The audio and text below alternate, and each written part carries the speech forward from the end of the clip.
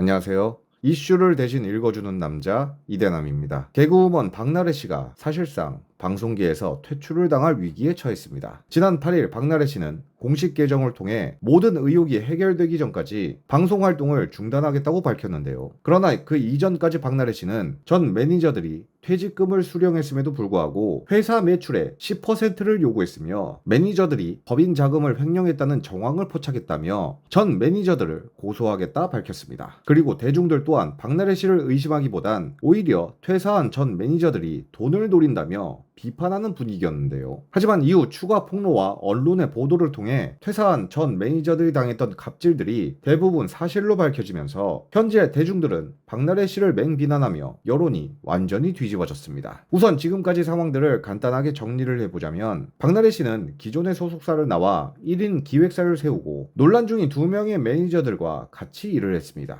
그러나 거의 매일같이 술을 마셨던 박나래 씨는 매니저들을 24시간 대기시키는 일이 굉장히 많았고 술 파티 준비부터 뒷정리는 오로지 매니저들의 몫이었다고 하는데요. 사실 여기까지는 연예인 매니저라는 특수성 때문에 어느 정도는 이해할 수 있습니다. 하지만 매니저에게 술잔을 던져 상해를 입힌 것은 물론이고 매니저들이 폭로한 모든 갑질 의혹이 사실로 밝혀지면서 여론이 완전히 뒤집어진 것인데요. 그동안 박나래 씨는 대중들에게 주변 사람들을 잘 챙기고 연예인 같지 않은 편안한 이미지로 대중들에게 사랑을 받아왔습니다. 그러나 실제 박나래 씨는 매니저들에게 자주 폭언을 하며 주변에 누가 있던 신경 쓰지 않고 꾸짖는 경우가 많았고 개인 심부름 또한 굉장히 많이 시켜서 퇴사하기 직전까지 매니저들은 몸과 마음이 굉장히 지쳐있는 상태였다고 하는데요. 이건 사실 매니저라는 특수성의 문제가 아닌 그냥 박나래 씨의 인성 문제라고 생각합니다. 당연히 매니저들을 24시간 대기시키고 온갖 개인 심부름까지 시킬 정도면 박나래 씨는 매니저들에게 고마움과 미안함을 느끼며 어떤 형태로든 보상을 해줬어야 했는데요. 하지만 그렇게 노예처럼 매니저들을 부려먹었으면서 매니저들에게 지급된 급여는 한 달에 고작 300만 원 정도였다고 합니다. 아니 저렇게 고강도로 일을 시키는데 고작 300만 원이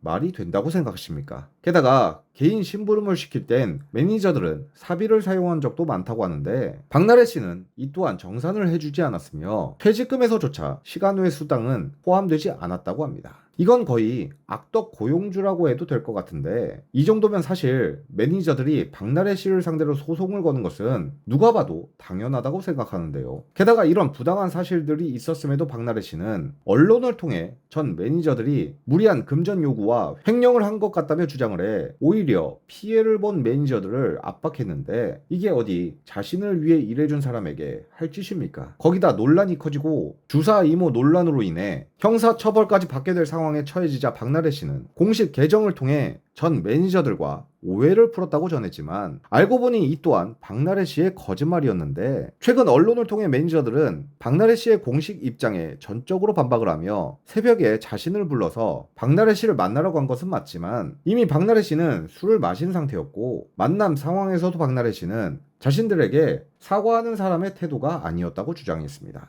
거기다 당시 상황이 담긴 녹취록도 공개할 수 있다면서 더욱더 박나래 씨 입장에 강하게 반박을 했는데 상황이 이 정도까지 왔다면 박나래 씨는 더 이상 복귀가 불가능한 상태라고 봐야 할 것 같은데요. 링거 이모 논란과 갑질 논란으로 최악의 상황으로 몰린 박나래 씨가 앞으로 이 사태에 대해 어떻게 대응할지 솔직히 이젠 궁금하지도 않지만 아무쪼록 모든 사실을 인정하고 피해자들과 대중들에게 공식적인 사과를 한 뒤 경찰 조사에 성실히 임하시길 바라며 개인적으로는 다시는 방송에서 볼 일이 없었으면 좋겠습니다. 오늘의 영상을 마치겠습니다. 시청해주셔서 감사합니다.